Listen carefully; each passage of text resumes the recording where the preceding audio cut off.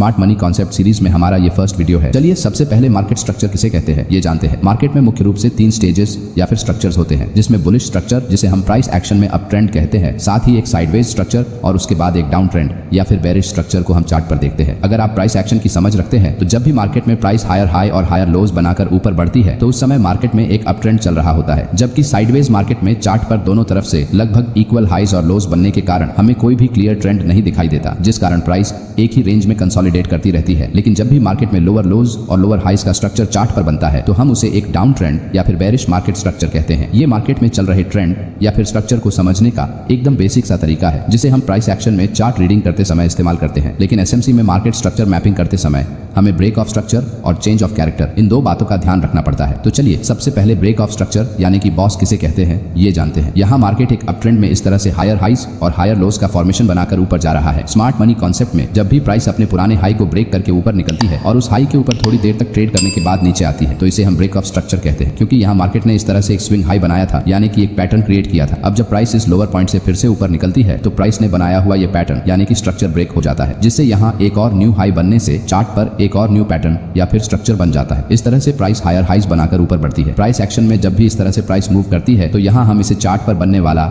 एक chart pattern कहते हैं, और जब भी मार्केट अपने पुराने पैटर्न को ब्रेक करके एक नया पैटर्न बनाता है तो उसे हम प्राइस एक्शन की भाषा में पैटर्न ब्रेक इस नाम से जानते हैं। लेकिन इसी बात को स्मार्ट मनी कॉन्सेप्ट में ब्रेक ऑफ स्ट्रक्चर इस तरह के भारी भरकम नाम से बुलाया जाता है।